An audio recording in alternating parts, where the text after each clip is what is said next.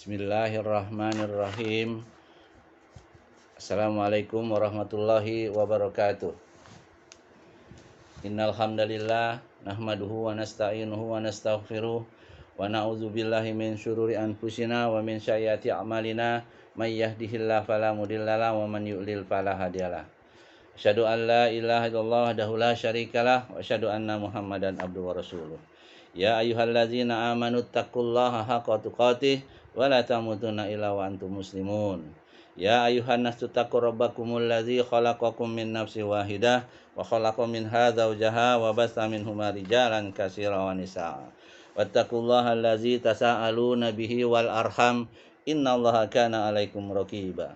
Ya ayyuhallazina amanu taqullaha wa qulu qawlan sadida yuslih lakum a'malakum wa yaghfir lakum dzunubakum wa may yuti'illah wa rasulahu faqad faza fawzan azima. Amma ba'du fa inna asdaqal hadisi kitabullah wa khairal haji Muhammad sallallahu alaihi wasallam wa syarrul umur muhdatsatuha fa inna kulla muhdatsatin bid'ah wa kulla bid'atin dhalalah wa kulla dhalalatin finnar. Saudaraku dirahmati Allah, ya.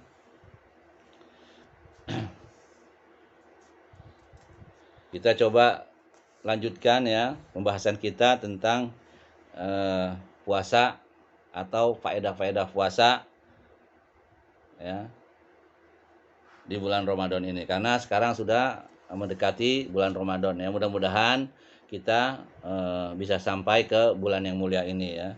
Sehingga kita persiapan dari sekarang agar kita bisa lebih fokus ya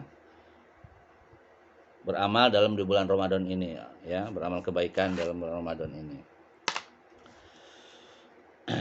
Sekarang kita masuk ke bab berikutnya yaitu ladang ya, puasa Ramadan, ladang tempat uji kesabaran dan keikhlasan.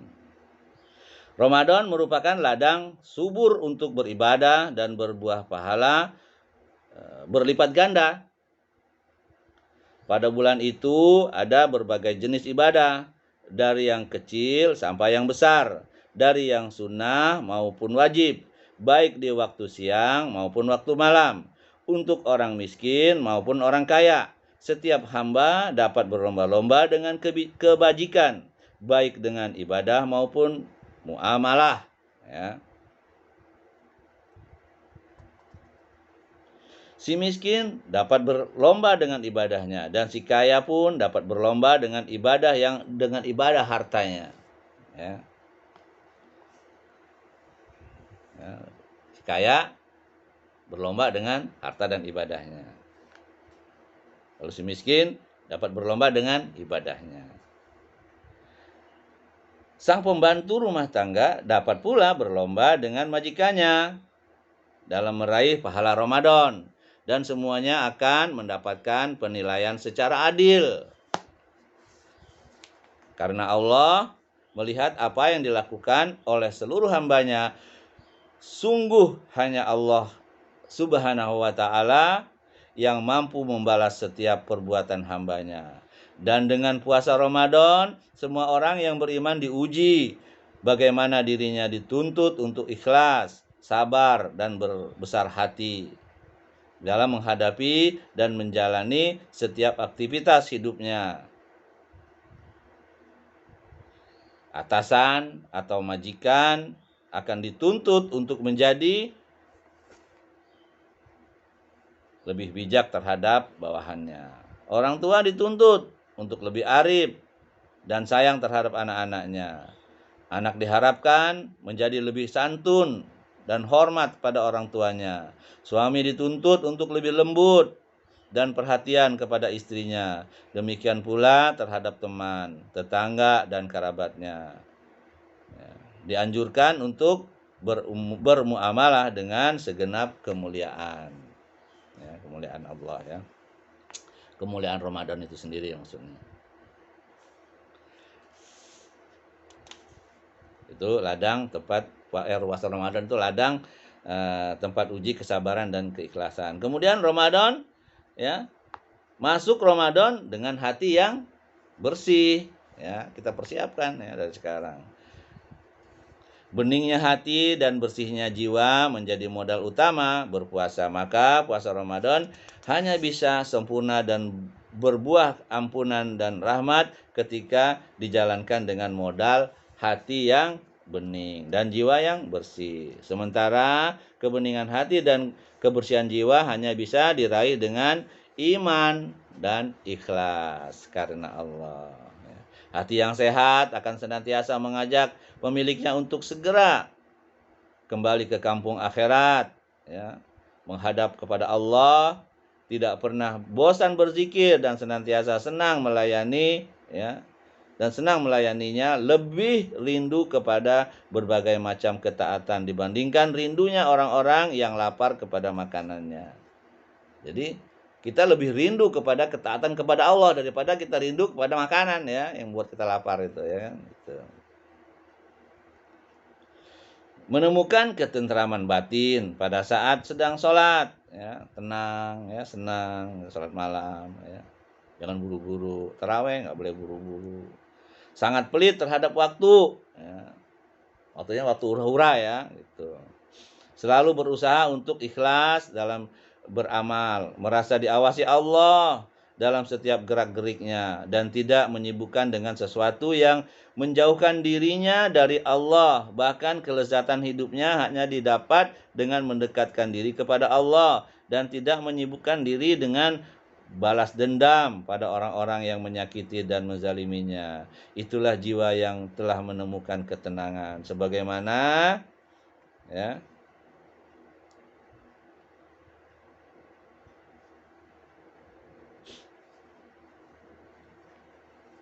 sebagaimana difirmankan oleh Allah Azza wa Jalla dalam surat Al-Fajr, ya, ayatnya 27 sampai 28, ya, surat ke-89 Al-Fajr. A'udzubillahi minasyaitonir rajim. Ya ayyuhan nafsul mutmainnah irji'i ila rabbiki radiyatan mardiyah, ya. Saya ulangin, ya. Ya ayyuhan nafsul mutmainnah irji'i ila rabbiki radiyatan mardiyah. Lanjutannya fadhuli dan seterusnya, ya. Artinya, hai jiwa yang tenang, kembalilah kepada Tuhanmu dengan hati yang puas, lagi diridoinya, ya.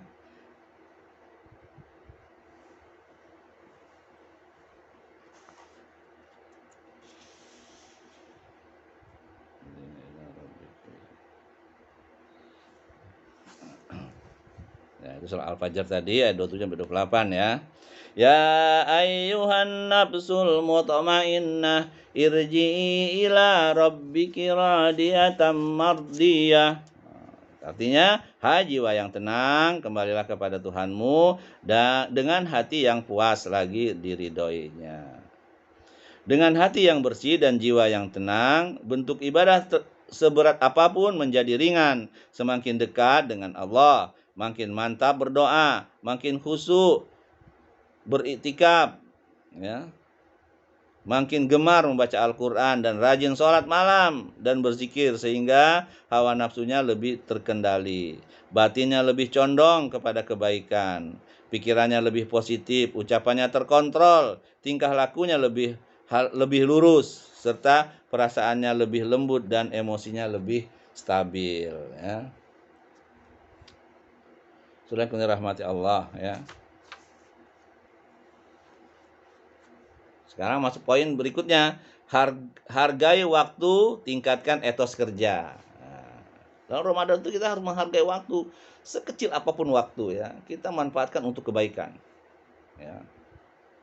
Kalau kita kerja, semakin semangat bekerjanya, gitu. Bukan semakin malas, ya, karena lapar.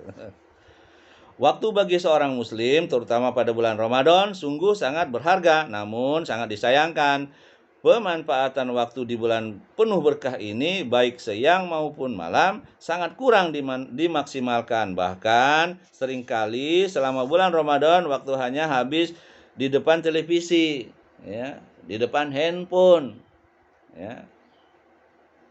Bahkan jalan-jalan yang nggak ada untungnya itu, ya kan? Atau tempat-tempat olahraga, di jalan-jalan, di mal-mal bahkan, ya. Bahkan mendengarkan musik sampai tertidur, ya sia-sia waktunya, ya. Menghadiri acara ngabuburit. Nah, ini ngabuburit nih, ya.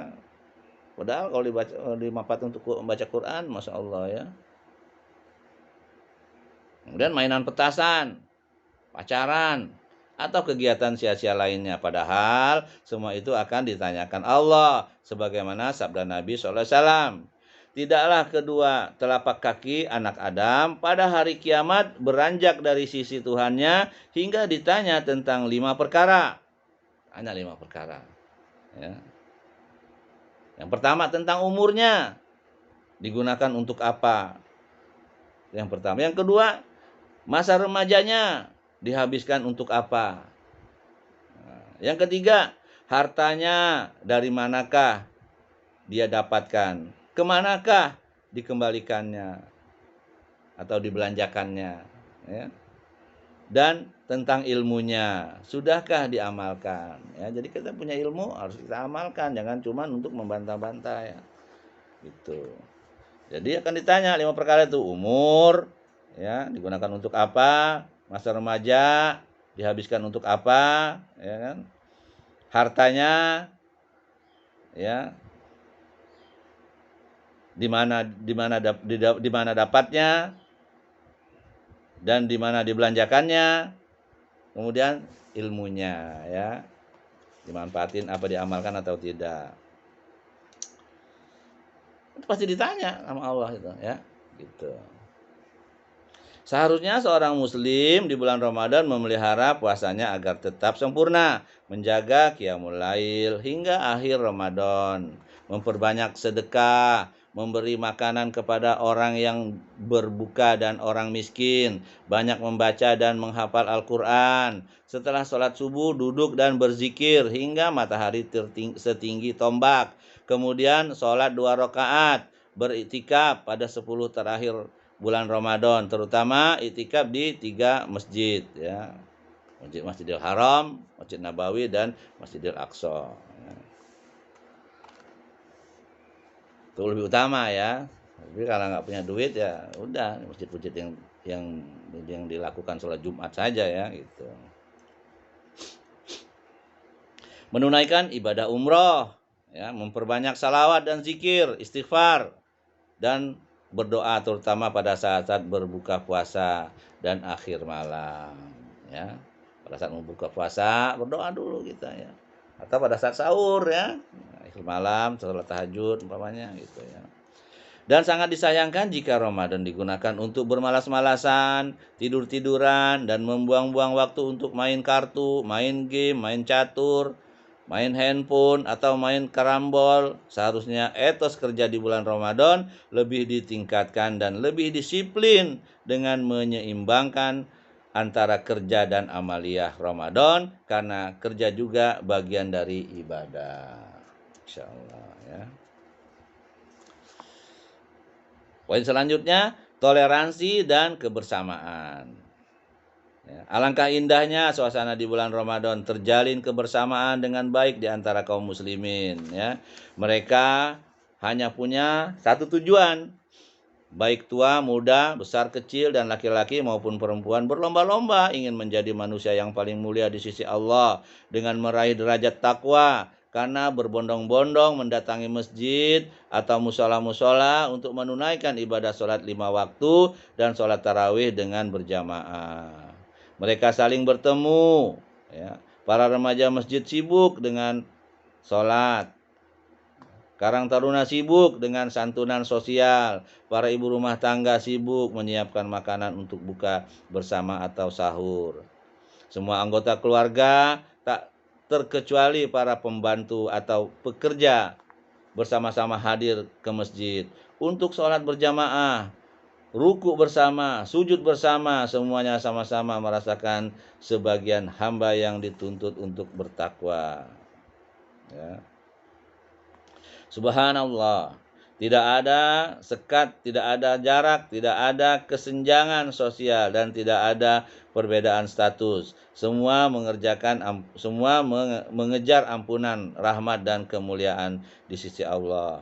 Di akhir Ramadan, mereka sibuk membagi-bagi zakat, fitrah kepada fakir miskin, majikan atau perusahaan, memberikan THR kepada para karyawan, sementara para kerabat saling mengirim hadiah, bingkisan, dan kue-kue lebaran. Suasana seperti ini sangat indah, dan lebih indah lagi jika semua aktivitas Ramadan disesuaikan dengan syariat Islam, ya. Tidak membikin-bikin sendiri, ya. Gitu. Poin selanjutnya, menyambut Ramadan dengan sukacita. Ya. Saudaraku seiman, ya, saudaraku yang dirahmati Allah, dengan kita mengetahui keistimewaan dan kemuliaan yang ada pada bulan Ramadan, maka sudah sepantasnya kita menyambutnya dengan sukacita. Lalu, bagaimana cara kita menyambut kedatangannya? Apakah dengan hura-hura, dengan kemaksiatan, atau dengan berbagai permainan yang melalaikan, ataukah justru menyambutnya dengan berat hati dan kekesalan? Nauzubillah min zalik, ya. Kalau sampai seperti itu. Orang beriman yang mendambakan kenikmatan surga akan menyambut puasa Ramadan dengan persiapan ilmu yang matang, ya. Fisik yang prima, hati yang lapang, dan harta halal untuk mengoptimalkan ibadah di bulan Ramadan dengan lancar dan sempurna. Sehingga saat Ramadan tiba, amaliyah Ramadan bisa dijalankan dengan khusyuk, tenang, sehat, zahir dan batin, dan tidak disibukkan dengan urusan bisnis yang melelahkan karena semua telah dipersiapkan. Gitu, ya.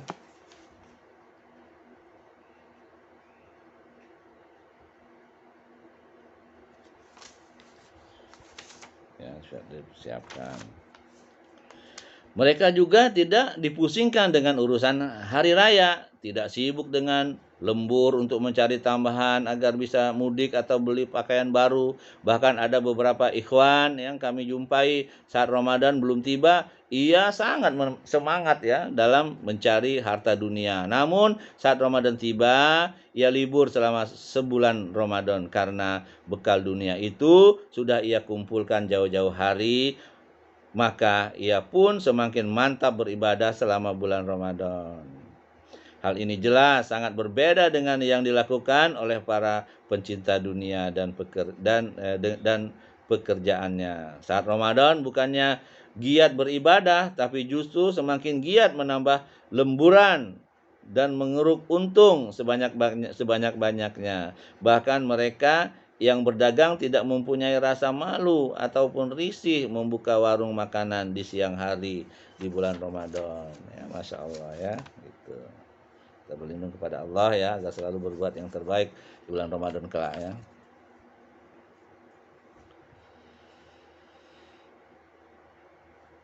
Poin yang berikutnya, ya, agar Ramadan maksimal, ya, cara umat Islam menyambut Ramadan beraneka ragam. Ada yang sesuai dengan ajaran agama dan ada yang justru membentangkannya dengan syariatnya, ya.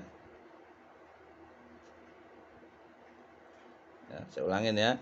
Umat Islam menyambut Ramadan beraneka ragam. Ada yang sesuai dengan ajaran agama dan ada yang justru bertentangan dengan syariatnya, apalagi dari kalangan awam, ya. Mereka sangat sibuk dengan berbagai ritual dan adat istiadat yang banyak menyimpang.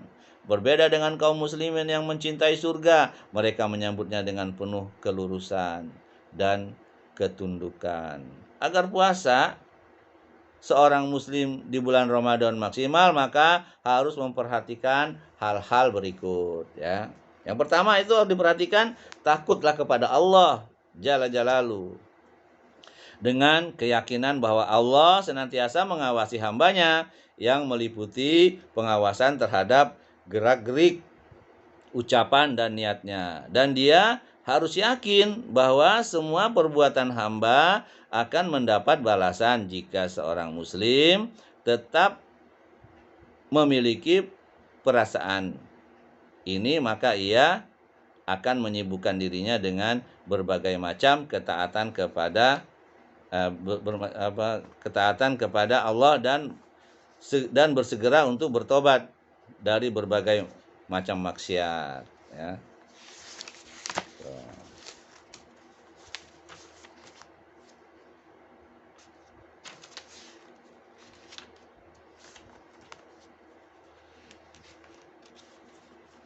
Ya.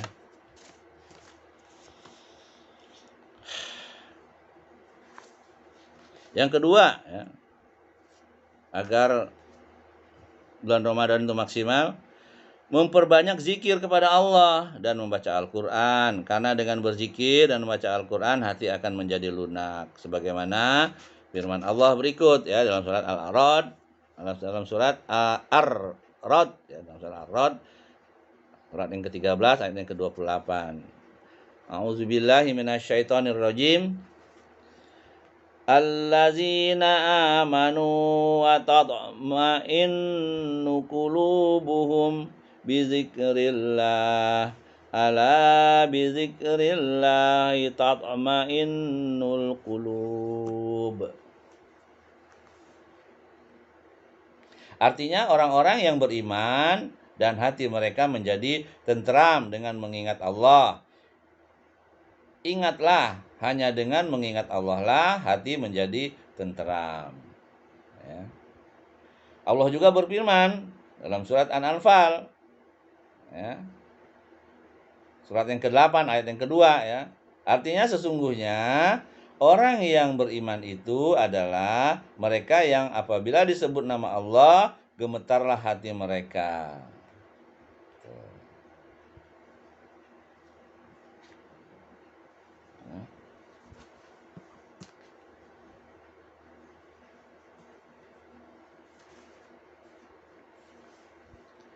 Yang ketiga, menghindari segala perkara yang membuat hati menjadi keras dan menjauhkan dirinya dari Allah, yaitu seluruh perbuatan maksiat, ya, bergaul dengan orang-orang jahat, kita hindari, ya, memakan harta haram, lalai dengan mengingat Allah, menyaksikan film-film yang merusak, mendengarkan musik, dan mendengarkan atau mengucapkan kata-kata kotor seperti dusta dan ghibah. Nah, itu kita hindari, ya, semua itu. Itu yang ketiga. Yang keempat, bagi seorang wanita hendaknya selama bulan Ramadan tetap tinggal di dalam rumah, ya, dan tidak keluar dari rumahnya kecuali untuk satu kebutuhan dengan segera kembali ke rumah jika keperluannya telah terpenuhi. Yang kelima, seorang muslim hendaknya segera tidur pada malam hari, karena demikian itu dapat membantunya untuk segera bangun di penghujung malam dan mengurangi tidur di siang hari hingga dapat melakukan sholat 5 waktu tepat pada waktunya dan bekerja dengan penuh semangat. Ya, itulah, ya. Itu yang kelima, ya, agar puasa Ramadan kita maksimal. Yang keenam, menjaga lidah dari ghibah, menggunjing, membicarakan aib orang lain, mengadu domba, menebar fitnah, berdusta, mengumbar kata-kata haram, dan sebagainya. Ya. Penggantinya hendaknya ia menyibukkan diri dengan berzikir, membaca Al-Quran, ya, dan memberikan nasihat agama kepada orang, ya. Saudaraku yang dirahmati Allah, ya. Sekarang kita masuk ke poin penyimpangan dalam menyambut Ramadan, ya. Karena banyak sekali penyimpangan-penyimpangan, ya, dalam menyambut Ramadan ini, ya, dilakukan oleh masyarakat muslim itu sendiri di Indonesia dalam menyambut datangnya bulan suci Ramadan. Penyimpangan yang mereka lakukan beraneka ragam dan bervariasi sesuai dengan kondisi tempat dan adat kebiasaan di mana mereka tinggal. Dan penyimpangan itu ada yang sifatnya menambahi, ada yang munkar, bahkan ada yang sampai terhadap perbuatan syirik, ya. Di antara penyimpangan-penyimpangan tersebut, ya, di antaranya yang pertama itu adalah nyekar, ya. Ramadan nih, ya, dia nyiapkan nyekar, ya. Nyekar ke mana itu, ya? Ritual nyekar-nyekaran gitu, ya. Ritual ini bisa dikatakan sebagai ritual yang paling banyak menyebar hampir ke seluruh pelosok daerah di Indonesia, baik di kota maupun di desa. Hal ini bukan saja dilakukan oleh rakyat jelata dan kalangan awam, namun juga dilakukan oleh kalangan elit, kaum terpelajar bahkan, ya, dan para tokoh-tokoh agama. Banyak itu, ya. Nyekar ke kuburan wali, ke kemana-mana yang karu-karuan itu, ya. Biasanya seminggu menjelang puasa Ramadan dan seminggu sebelum hari raya Idul Fitri, mereka berbondong-bondong memenuhi pemakaman, menziarahi makam orang tua, kaum kerabat, dan makam orang-orang soleh. Saat ziarah, mereka tidak lupa membawa bunga untuk ditaburkan atau air sari bunga yang harum untuk disiramkan di atas makam-makam tersebut, ya. Dan di sisi areal pemakaman, bisa dipastikan kemacetan lalu lintas akan terjadi karena begitu banyaknya pengunjung dan kendaraan mereka yang diparkir di pinggir-pinggir jalan. Nah, ini ritual yang nggak benar, ya. Itu.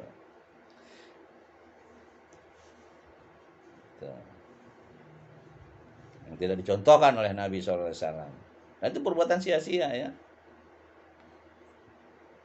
Bahkan bisa berdosa malahan kita, ya.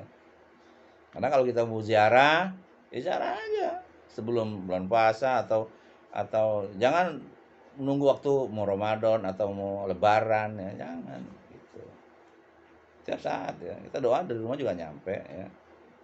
Biasanya pada saat-saat seperti itu, di areal pemakaman banyak pedagang-pedagang menjual perlengkapan ziarah seperti bunga atau dupa. Bahkan banyak pula yang menawarkan dan menjual jasa doa, ya kan. Jarang nggak bisa doa, jadi nyuruh orang berdoa, ya. Dengan berpenampilan layaknya ahli ibadah dan alim ulama, mereka menukar surga dengan beberapa lembar rupiah yang tidak akan dapat menyelamatkannya dari api neraka. Sungguh, merekalah orang-orang yang bodoh, yang mengambil untung dari orang-orang yang bodoh pula. Masya Allah. Dua-duanya bodoh, ya. Itu yang pertama, ya, penyimpangan-penyimpangan. Penyimpangan yang kedua di bulan Ramadan atau menyambut hari raya, ya, munggahan. Nah, ini di kantor-kantor sering nih munggahan katanya. Apa sih munggahan itu, ya? Coba kita lihat, ya. Tradisi ini banyak terjadi di kampung-kampung, bahkan di lingkungan pesantren tradisional. Acara ini semakin semarak karena banyak diliput oleh media massa, baik cetak maupun elektronik. Apalagi acara seperti ini banyak dihadiri oleh para elit politik, pejabat, tokoh masyarakat, maupun tokoh agama. Sehingga masyarakat menganggap bahwa acara ini bagian dari syariat Islam. Padahal bukan, ya, gitu. Ya. Dalam acara ini, laki-laki dan perempuan berkumpul dengan penuh keakraban pada hari terakhir bulan Sya'ban. Biasanya diawali dengan doa bersama yang dipimpin oleh salah satu tokoh. Lalu mereka bermaaf-maafan dan melakukan acara makan bersama. Alasannya inilah hari terakhir makan sepuasnya karena mereka akan menahan nafsu makan dan minumannya esok hari selama sebulan penuh. Masya Allah, ya. Dengan berbagai alasan dan motivasinya, apakah untuk mempererat ukhuwah atau berdoa memohon keselamatan bersama, mereka terus menjalani dan mengabadikan ritual ini secara turun-temurun, bahkan dilestarikan sebagai budaya masyarakat Indonesia hingga kini. Ya, itu penyimpangan yang kedua, ya, dalam menyambut Ramadan, ya. Penyimpangan yang selanjutnya yang ketiga, padusan. Alah, ora uro tuh padusan, ya. Laki-laki dan perempuan, tua muda, anak-anak, orang dewasa berkumpul di mata air, telaga sungai atau tempat pemandian yang dianggap keramat dan membawa berkah untuk mandi bersama. Niat dan harapan mereka dengan mandi bersama semacam ini, tubuh dan hati akan suci karena kotoran yang melekat dalam tubuh akan hilang dan hanyut di bawah air ke lautan. Namun mereka tidak berpikir bahwa apa yang mereka lakukan bukan menjadikan tubuh dan hati mereka suci, tetapi justru menambah dosa besar yang akan mengotori diri dan hatinya. Karena bercampur baurnya antara laki-laki dan perempuan dengan pakaian minim dan basah yang melekat pada tubuh mereka. Apakah hal itu tidak mempermainkan gelora syahwatnya? Apakah kemaluan mereka akan dapat mendustakan zina mata, tangan, telinga, dan hati mereka? Ritual ini bukan ritual ibadah, tetapi ritual maksiat masal tahunan. Ya, sudah dirahmati Allah. Itulah ya penyimpangan yang ketiga. Penyimpangan yang keempat dalam bulan Ramadan atau menyambut Ramadan, sesaji. Yang keempat, di beberapa daerah di Pulau Jawa, saat akan memasuki malam pertama bulan puasa Ramadan, selepas sholat asar dan menjelang azan maghrib, dikumandangkan masyarakat menyediakan sesaji. Sesaji itu biasanya berupa bunga, kelapa muda, dan aroma kemenyan yang dibakar kemudian diletakkan di halaman rumah. Ada yang menambahkannya dengan bawang merah, bawang putih, sebutir telur, pisang, minuman seperti teh, kopi, dan air putih. Konon hal ini mereka lakukan untuk mengharap keberkahan datangnya bulan Ramadan. Ya. Jadi penyimpangan jadi syirik ya gitu. Ada lagi yang sering dilakukan para muda-mudi. Yang kelima ya, ngabuburit. Inilah acara yang paling populer di tengah masyarakat. Bahkan banyak perusahaan produk makanan, minuman, dan produk-produk lainnya seperti rokok menjadi sponsor utama. Mereka berkeliling Indonesia untuk menyebarkan tradisi ini. Sambil menunggu azan maghrib tiba, mereka berhura-hura di tanah lapang, di taman-taman, dan di tempat-tempat yang dipandang mengasihkan. Tidak jarang mereka menikmati ngabuburit bersama pasangan haramnya dan sambil main mata untuk mencuri pandang dan pasang aksi untuk menjerat mata dan hati lawan jenisnya. Masya Allah.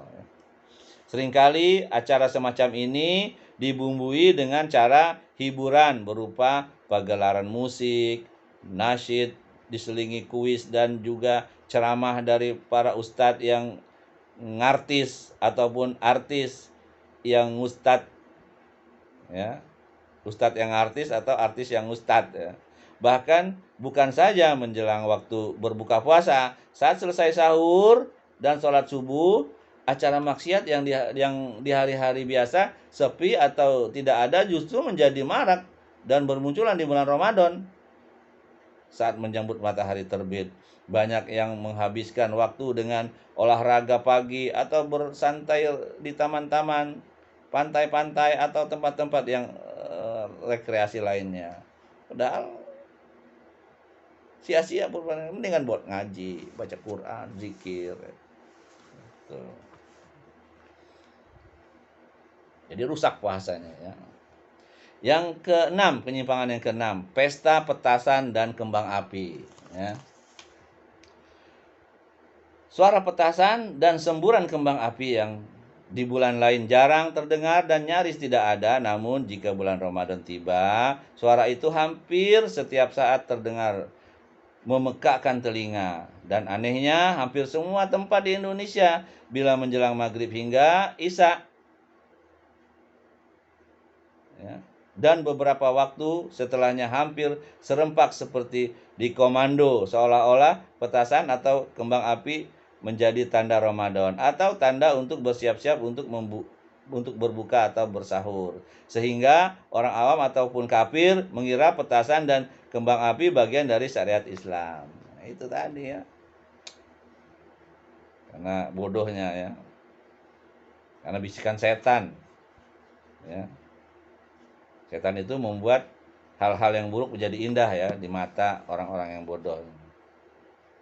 Mereka telah menodai Ramadan dengan tradisi munkar, seperti yang dilakukan oleh orang-orang kafir, dan tradisi ini seringkali membahayakan jiwa manusia, ya, sehingga tidak jarang terjadi rumah terbakar, orang cacat terkena ledakan petasan, bahkan meninggal dunia karena petasan atau kembang api. Tetapi anehnya tradisi ini tidak pernah surut, ya, bahkan semakin semarak dengan inovasi petasan dan kembang api yang beraneka ragam yang membuat orang semakin tertarik, ya, dan enggan meninggalkannya. Karena itu mereka tak sayang-sayang menghamburkan uang puluhan ribu atau ratusan ribu hanya untuk menyaksikan ledakan-ledakan kembang api.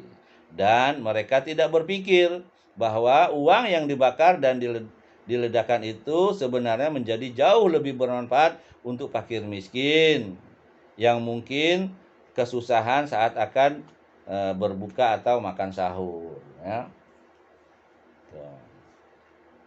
Maka setiap rumah tangga muslim harus waspada dengan budaya ini dan memperingatkan keluarganya agar tidak ikut-ikutan. Gitu. Penyimpangan yang ketujuh sekarang, tarawih keliling.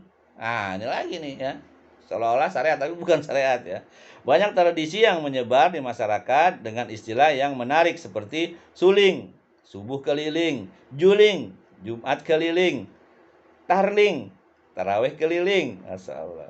Tradisi semacam ini tidak pernah ada di zaman Rasulullah SAW, tapi di zaman sekarang dijadikan syiar para pejabat dan politikus untuk mendekati rakyat guna mencapai tujuan dan target politik mereka. Dan hal ini marak jika menjelang pemilu sekaligus untuk berkampanye.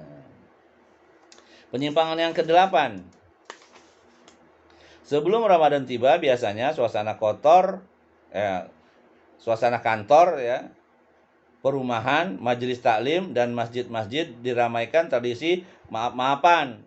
Mereka menyandarkan amalan ini pada suatu riwayat bahwa Jibril datang ke Rasulullah SAW dan mengatakan, "Wahai Muhammad, abaikan puasa umatmu bila istri belum minta maaf kepada suaminya, anak belum minta maaf kepada orang tuanya, dan orang belum minta maaf kepada tetangga sekitarnya." Padahal riwayat ini tidak jelas asal-usulnya. Ya, ada ya. Tuh. Seorang muslim harus cermat mengamalkan hadis sebelum mengetahui secara benar derajat kesahihan hadis tersebut. Karena kebanyakan tradisi tidak bersandarkan kepada petunjuk dalil dan hanya bersandar pada kebiasaan turun-temurun. Gitu, ya. Sebetulnya orang tidak dilarang meminta maaf menjelang Ramadan kalau memang mempunyai kesalahan. Bahkan itu sesuatu yang dianjurkan. Namun yang menjadi masalah adalah bahwa tradisi meminta maaf baik memiliki salah atau tidak, hal itu tidak pernah ada contohnya dari Rasulullah SAW. Bahkan yang lebih lucu lagi, seringkali mereka belum saling mengenal namun sudah saling meminta maaf, sehingga menjadi sebuah tradisi yang sangat menggelikan. Orang nggak kenal minta maaf, ada urusannya ya. Nah, itu penyimpangan yang ke-8. Penyimpangan yang ke-9, begadang dan keluyuran ya di bulan Ramadan ya, makanya baca Quran ya. Saat ini muncul kebiasaan buruk di kalangan awam dalam menyambut hadirnya bulan Ramadan, yaitu dengan begadang, jalan-jalan di mal-mal atau taman-taman umum. Yang semua itu dilakukan semata-mata hanya untuk mengalihkan rasa haus dan lapar sambil menunggu datangnya waktu berbuka, atau hanya sekedar untuk cuci mata atau kegiatan lainnya dengan menghabiskan waktu di depan televisi atau tidur seharian penuh. Masya Allah, ini penyimpangan yang sangat menyimpang ya, gitu.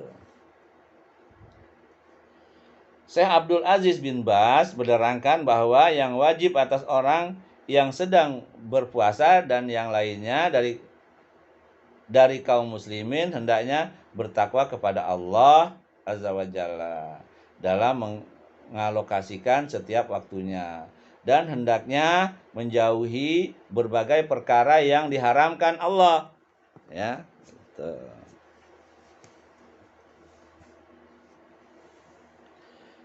Ya, menjauhi berbagai perkara yang diharamkan Allah, dari mulai menonton film rusak yang menayangkan gambar-gambar telanjang atau semi telanjang, serta pernyataan-pernyataan munkar sebagaimana yang nampak di layar televisi yang semuanya bertentangan dengan syariat, baik berupa gambar-gambar, lagu-lagu, alat-alat musik, dan ceramah-ceramah agama yang menyesatkan.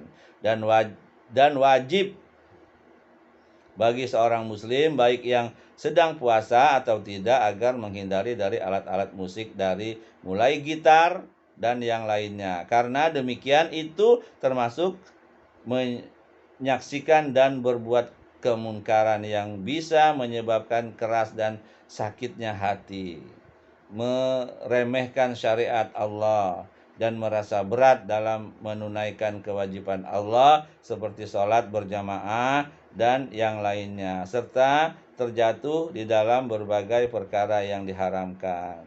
Sementara bergadang yang pasti melalaikan berbagai macam kewajiban, karena pada malam hari waktu habis untuk ngobrol dan pada siang hari untuk tidur, maka ini bentuk perbuatan maksiat tersendiri. Begitulah watak perbuatan maksiat, saling punya kaitan. Jika suatu perbuatan maksiat dilakukan, maka akan menimbulkan perbuatan maksiat lainnya. Begitu seterusnya, ya. Dan hendaknya kaum wanita muslimah tidak pergi ke pasar kecuali untuk keperluan yang mendesak. Ya, keluarnya wanita harus terbatas atau harus sebatas keperluan dengan syariat, dengan syarat ia harus menutup aurat dan menjauhkan diri dari campur baur dengan kaum pria, atau berbicara dengan mereka kecuali sebatas keperluan hingga tidak menimbulkan fitnah. Dan hendaknya jangan terlalu lama keluar rumah hingga kelelahan. Pada akhirnya sesampai di rumah membuatnya tertidur dan meninggalkan sholatnya atau menyia-nyiakan hak-hak suami dan anak-anaknya. Tuh, ya. Masya Allah, ya.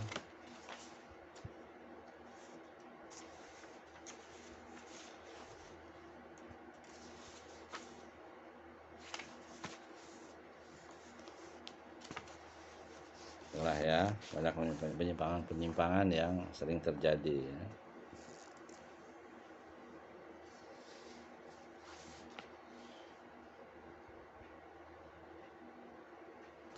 Ya, itu saja yang bisa saya sampaikan, ya. Masih banyak hal-hal yang belum kita pelajari, ya. Mudah-mudahan ini bermanfaat untuk diri saya dan diri antum semua, sehingga ini menjadi beramal untuk menambah berat timbangan kita di akhirat kelak, ya, sehingga menjadi amal baik kita. Dan apa yang benar itu datang dari Allah, apa yang salah datang dari diri saya karena kebodohan saya, karena minim ilmu saya mohon ampun dan mohon maaf pada antum. Subhanakallah bihamdik, asyhadu an la ilaha illa anta, astaghfiruka wa atubu ilaik. Assalamualaikum warahmatullahi wabarakatuh.